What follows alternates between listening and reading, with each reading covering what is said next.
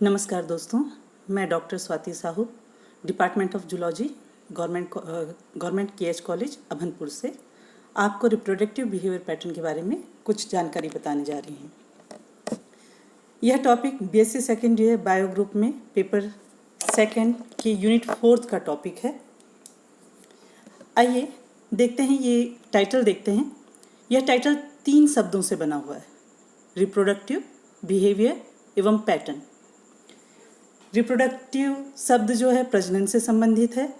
अपने जैसे ही जीव की उत्पत्ति से संबंधित शब्द है प्रजनन या रिप्रोडक्शन। बिहेवियर अपने आसपास जो स्टिमुलस है उसके रिस्पॉन्स में हम जो एक्शन या रिएक्शन देते हैं उसे हम बिहेवियर कहते हैं। पैटर्न का अर्थ होता है किसी भी क्रिया, किसी भी एक्शन को करने का रेगुलर या रिपीटेड वे पैटर्न कहलाता है। तो आइए इस टॉपिक के अंतर्गत हम रिप्रोडक्शन से संबंधित बिहेवियर पैटर्न का अध्ययन करेंगे। रिप्रोडक्टिव बिहेवियर जो होता है वो इवोल्यूशनरी पॉइंट ऑफ व्यू से बहुत इम्पॉर्टेंट है, क्योंकि यह जीव की निरंतरता या कहें उन्हें इमोर्टलाइज करने के लिए हेल्प करता है। रिप्रोडक्टिव बिहेवियर जो होता है मेल और फीमेल के बीच में सिंक्रोनाइजेशन के लिए भी मदद करता है, ताकि वो आने वाले हेल्दी नई संतति की उत्पत्ति कर सकें। रिप्रोडक्टिव बिहेवियर जो होता है स्पेसिफिक पैटर्न होता है।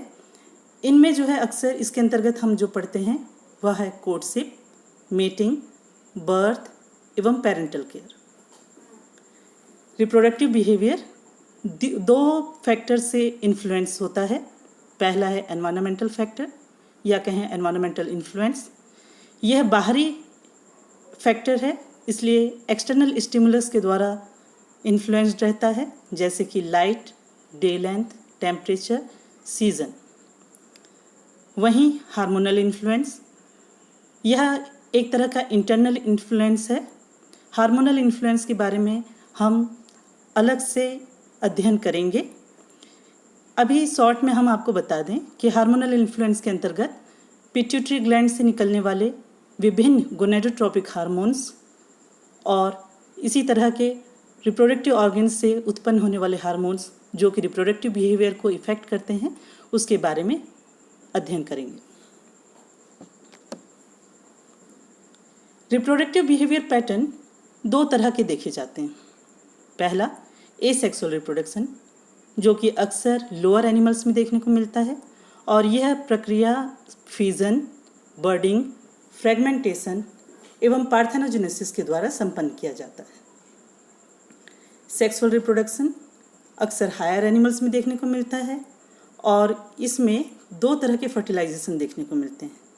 एक इंटरनल फर्टिलाइजेशन अर्थात बॉडी के अंदर फर्टिलाइजेशन, और एक्सटर्नल एनवायरनमेंट में फर्टिलाइजेशन जिसे एक्सटर्नल फर्टिलाइजेशन कहा जाता है। वर्टिब्रेट्स अक्सर सेक्सुअली रिप्रोड्यूस करते हैं और इनमें सेक्सेस सेपरेट पाया जाता है। जो एक्वेटिक एनिमल्स होते हैं उनमें अक्सर एक्सटर्नल फर्टिलाइजेशन देखने को मिलता है, वहीं टेरेस्ट्रियल स्पीसीज में हमें इंटरनल फर्टिलाइजेशन देखने को मिलता है। वर्टिब्रेट्स अक्सर रिप्रोडक्टिव स्ट्रेटजीज 3 तरह के अपनाते हैं। पहला ओवीपेरी अर्थात अंडा देना, एग्जाम्पल आप ही सभी जानते हैं जैसे चिड़िया। दूसरा है ओवो विवी पेरी, इसे एप्लेजेंटल मोड भी कहा जा सकता है।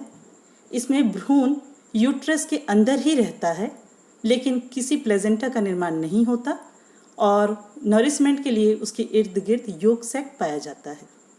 इसके एग्जाम्पल्स हैं स्नेक्स, फिश, इंसेक्ट्स आदि। तीसरा है विविपेरी अर्थात ऐसे जीव जो नवजात शिशु को जन्म देते हैं।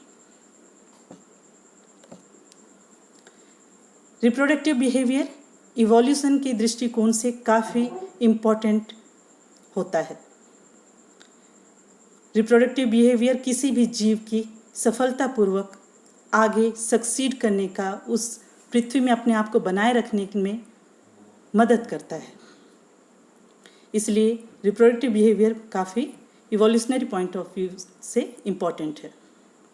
फॉसिल रिकॉर्ड्स के अनुसार देखें तो प्रिमिटिव समय भी आज के समय की तरह ही काफ़ी कॉम्प्लेक्स और डाइवर्सिफाइड था, और उस समय भी जो एनिमल्स थे उनको सेक्सुअल सिलेक्शन एवं सेक्सुअल अट्रैक्शन के लिए काफ़ी इक्वली कॉम्पिटिट करना पड़ता था, और इन सभी चीज़ों के लिए उन्हें काफ़ी मेहनत करनी पड़ती थी।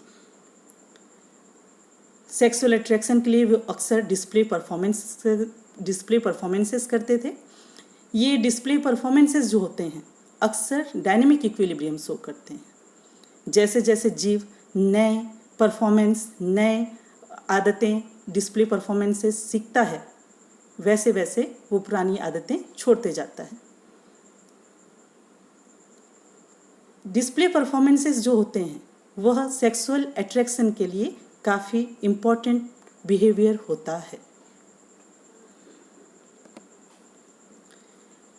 वहीं आपका सेक्सुअल सिलेक्शन भी जो है काफ़ी इम्पोर्टेंट होता है, ताकि जीव की सर्वाइवल रेट बनी रहे। डार्विन ने इसे समझाने के लिए 2 कंसेप्ट दिए थे एक थ्योरी के माध्यम से। पहला है इंट्रासेक्सुअल सिलेक्शन। इंट्रासेक्सुअल सिलेक्शन जो होता है वो एक ही मेंबर सेम सेक्स के मेंबर्स के बीच में होता है, जैसे कि मेल्स के बीच में होता है। मेल्स आपस में अपने पावर शो करते हैं, अपनी एलिजिबिलिटी शो करते हैं। वो सेक्सुअल पार्टनर को अपने तरफ अट्रैक्ट करने के लिए, अपनी डोमिनेंसी बनाए रखने के लिए आपस में कॉम्पिटिट करते हैं। वहीं एपिगेमिक सिलेक्शन या इंटरसेक्सुअल सिलेक्शन में मेल और फीमेल यानी ऑपोजिट सेक्स आपस में एक दूसरे को आकर्षित करने के लिए प्रयास करते हैं। अक्सर फीमेल जो होती है मोस्ट फिटेस्ट मेल को चुनती है, ताकि उससे उसकी आने वाली संतति वातावरण के में सबसे ज़्यादा फिट हो सके और सफलतापूर्वक जीवन जी सके।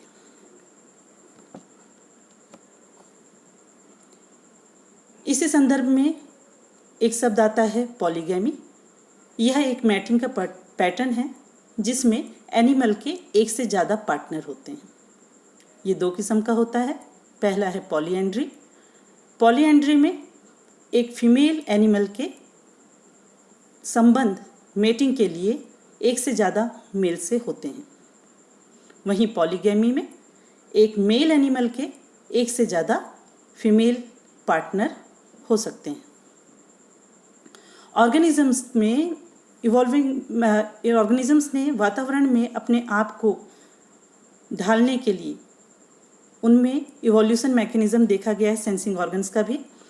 अक्सर जो है बहुत से ऑर्गेनिजम्स सीजनल ब्रीडर्स होते हैं, तो उन्हें वातावरण का ज्ञान होना, सेंस होना काफ़ी मायने रखता है।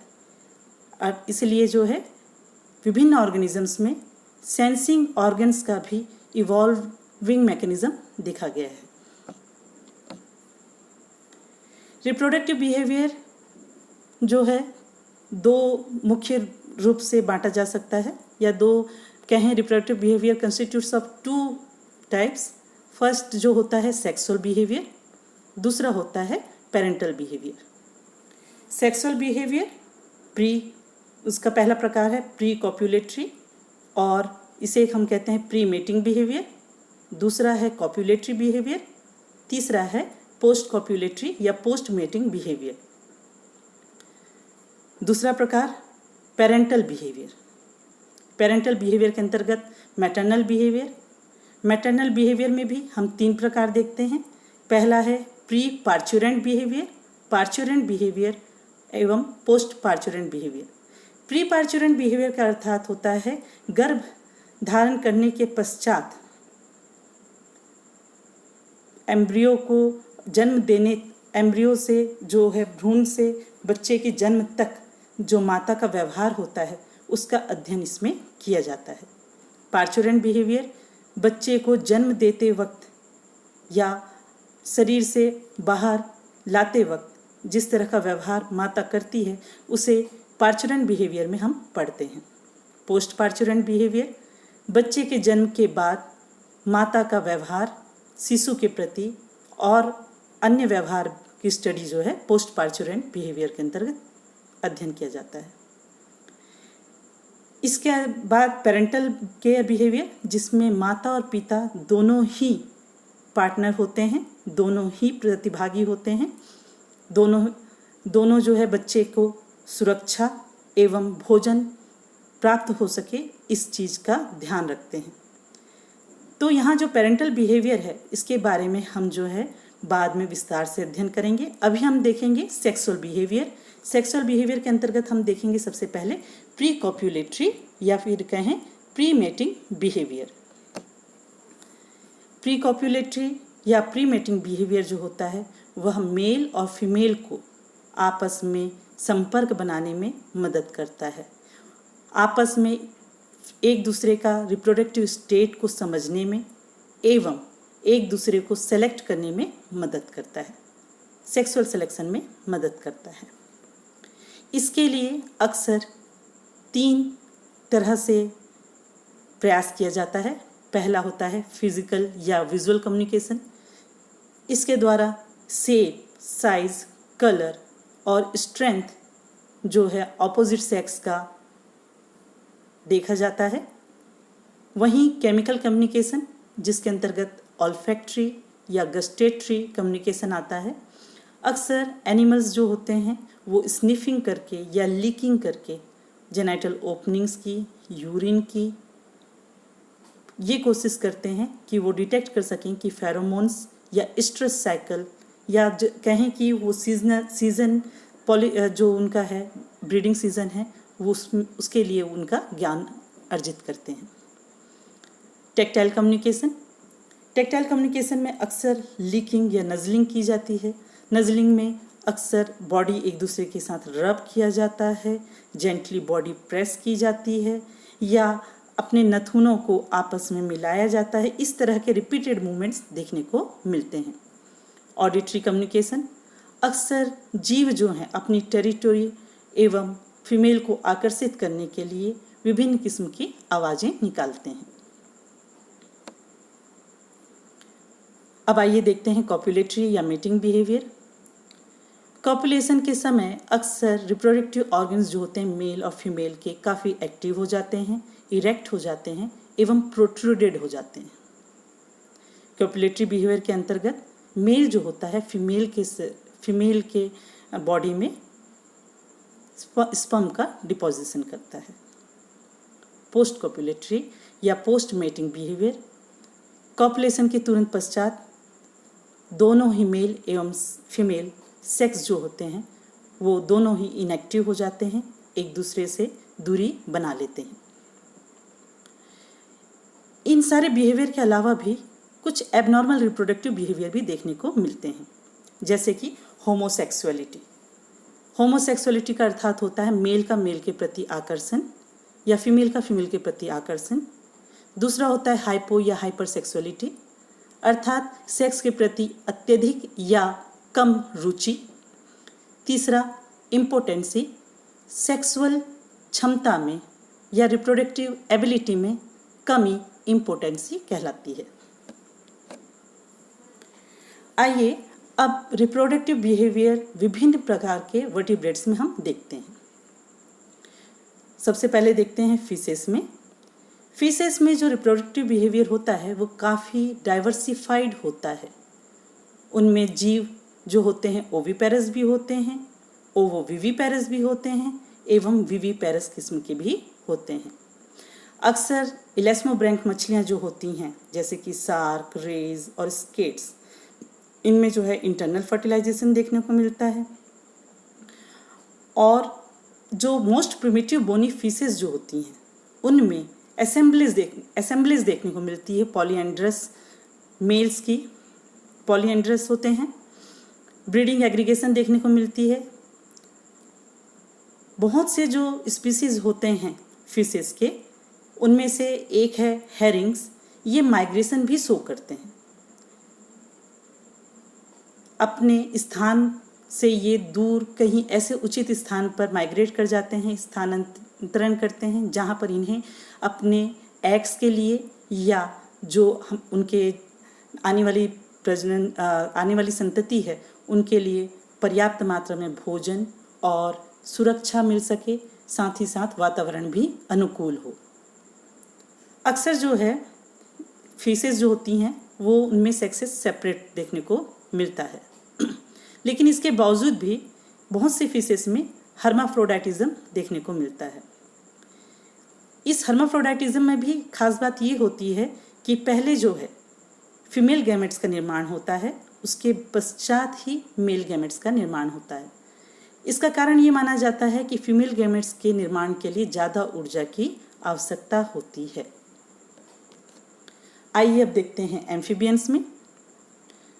एम्फीबियंस में कोर्सिव डिस्प्ले जो होता है फ्रॉग में वो वोकल होता है, लेकिन सैलेमेंडर्स में देखा गया है कि उनमें टेक्टाइल, विजुअल और केमिकल स्टिमुली भी होते हैं।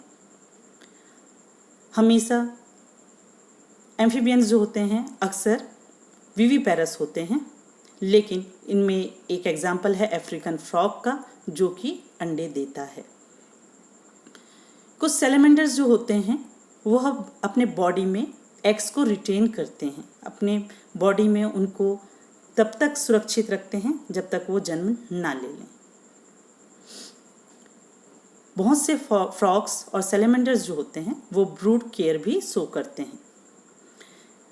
इनमें एक्सेप्शंस हमेशा देखने को मिलता है, जैसे कि midwife toad, European midwife toad जो होता है उनमें फीमेल की जगह मेल अपने शरीर के हैंड लिम्ब से एग्स को चिपका कर रखता है जब तक कि उसमें से यंग वंस ना निकल आए। वहीं आपका एक और न्यूट्रॉपिकल फ्रॉग जो होता है वो भी बैक के स्किन के फ्लैप के नीचे एग्स को सुरक्षित रखता है। कुछ स्पीसीज में जो यंग टेडपोल्स होते हैं वो अपने माउथ सकर के माध्यम से अब मेल के शरीर से चिपके हुए भी रहते हैं। आइए अब देखते हैं रेप्टाइल्स में। रेप्टाइल्स ऐसे फर्स्ट वर्टिब्रेट्स हैं जिनमें जो है एग लेइंग होती है वो भी वाटर माध्यम के बिना। इनमें थोड़ा और अगर आगे देखें तो स्नेक्स और लिजार्ड्स जो हैं वो कंप्लीटली विविपेरस हो चुके हैं। इनमें रिप्रोडक्टिव बिहेवियर का जनरलाइजेशन करना थोड़ा सा डिफ़िकल्ट काम है, लेकिन आइए फिर भी देखते हैं। सबसे पहले देखते हैं टर्टल्स में। टर्टल्स जो होते हैं वो काफ़ी टेरिटोरियल एनिमल्स होते हैं और एग्रेसिव बिहेवियर शो करते हैं ब्रीडिंग सीजन के दौरान। कोर्सिव बिहेवियर में अक्सर ये टेक्टाइल स्टिमुली, ऑल्फैक्टरी क्लूज का इस्तेमाल करते हैं, लेकिन वुड टर्टल में देखा गया है कि इनमें जो है विसल्स करते हैं, लो विसल्स करते हैं, हल्की सी सीटी जैसी आवाज़ प्रोड्यूस करते हैं कोर्टशिप के दौरान। टर्टल्स जो होते हैं वो अपने अंडे ब्रूड में ना रख के उनको जो है ज़मीन में गड्ढों में ढांप देते हैं। आइए अब देखते हैं लिजार्ड्स में। लिजार्ड्स जो होते हैं इनमें every sensory mechanism is involve for reproductive activities. Nocturnal geckos जो होते हैं उनमें वोकलाइजेशन देखने को मिलती है, साथ ही साथ टेक्टाइल और ऑल्फैक्टरी स्टिमुलस का भी इस्तेमाल किया जाता है। स्किंक्स जो होते हैं उनमें ऑल्फैक्टरी क्लूज का इस्तेमाल किया जाता है। लिजार्ड की एक फैमिली होती है इग्वानिटी। इनमें जो होता है ये जो होते हैं डायूरेनल क्रिएचर हैं, दिन के वक्त ज़्यादा एक्टिव होते हैं, तो ये विजुअल डिस्प्लेस का इस्तेमाल ज़्यादा करते हैं। वहीं एनोल्स जो होते हैं उनके थ्रोट के इर्द गिर्द जो होता है एक फ्लैप के समान स्किन पाई जाती है और इनमें स्पेसिफिक मार्क्स भी होते हैं।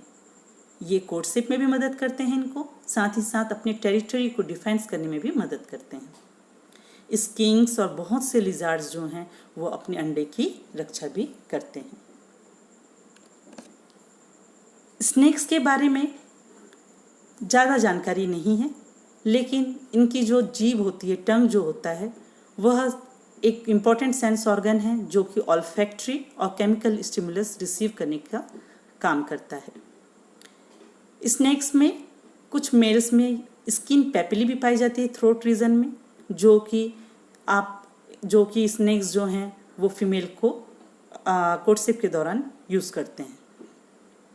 बोआज जो होते हैं उनमें रूडिमेंट्री पेल्विक बोन्स पाया जाता है। ये भी जो है बोआज कोर्टशिप के लिए यूज़ करते हैं, में हेल्प के लिए यूज़ करते हैं।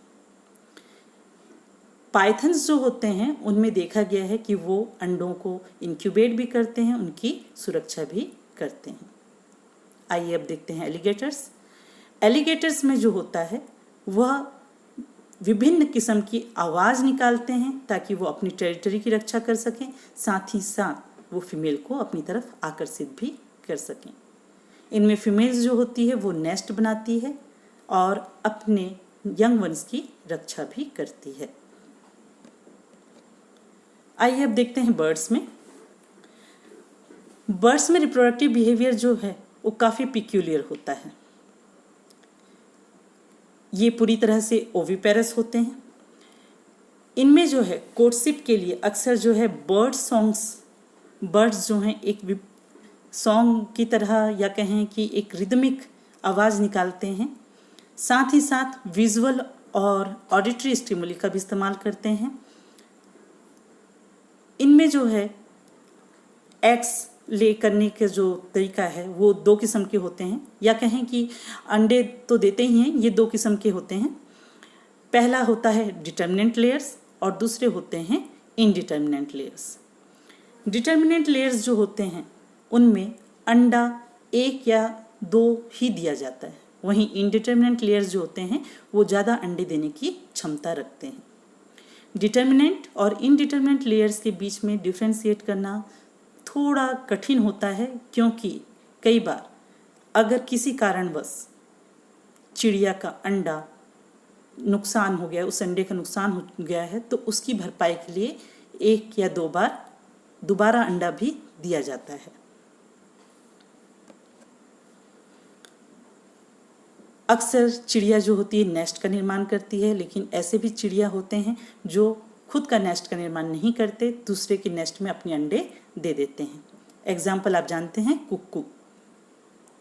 तो चिड़िया जो होती हैं वो नेस्ट का निर्माण करती हैं जहां वो अंडे देती हैं और वो उन्हें सेतती हैं या इंक्यूबेट भी करती हैं।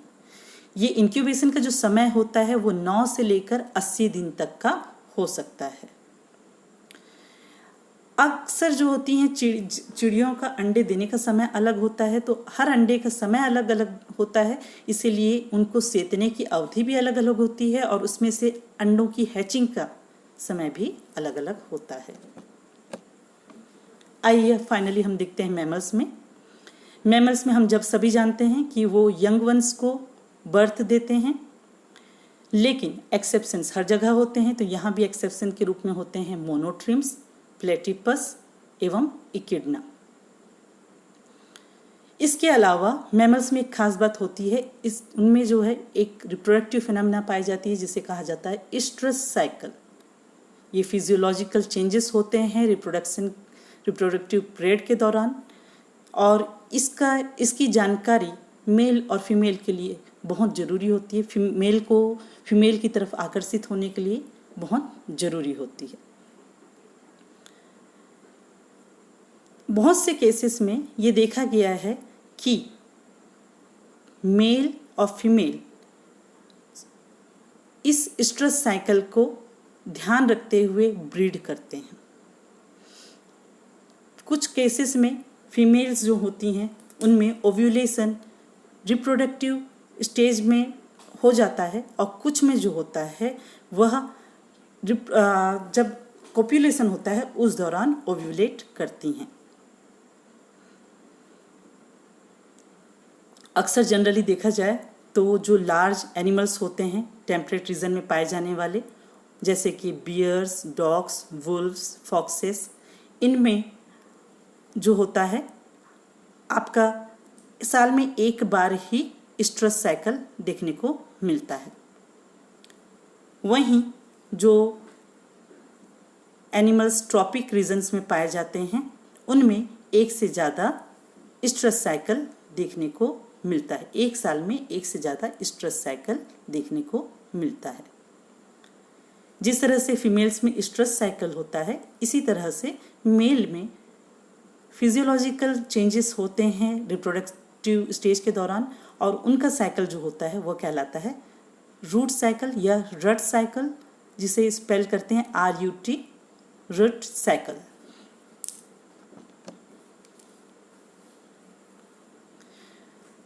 अक्सर जो है मैमल्स आपस में पेयर नहीं बनाते, लेकिन एक्सेप्शंस जो है हमेशा देखे जाते हैं। तो कार्निवोर्स और जो प्राइमेट्स होते हैं उनमें मैमल्स जो हैं अपने पेयर के साथ पाए जाते हैं।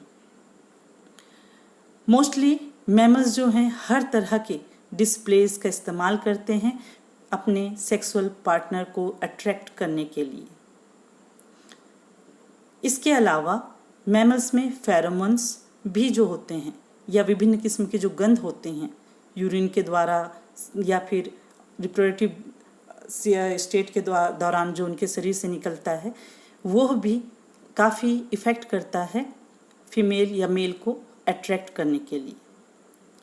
एक बहुत ही बढ़िया एग्जाम्पल इसमें देखने को मिलता है। देखें, अगर हम एक्सपेरिमेंट्स जो देखे गए हैं, फीमेल जो रैट होती है उनमें अगर वह किसी अन्य मेल पार्टनर के ओडोर या सुगंध गंध के भी महसूस कर लेती है, तो जो भ्रूण उसके यूट्रस में इम्प्लांट होने वाला था वह फेल हो जाता है। तो यह साबित करता है कि फेरोमोन्स या ओडोर या गंध कितने मायने रखते हैं रिप्रोडक्टिव बिहेवियर के रूप में। इस तरह से हमने जो है रिप्रोडक्टिव बिहेवियर पैटर्न वर्टिब्रेट्स में आज हमने अध्ययन किया। धन्यवाद।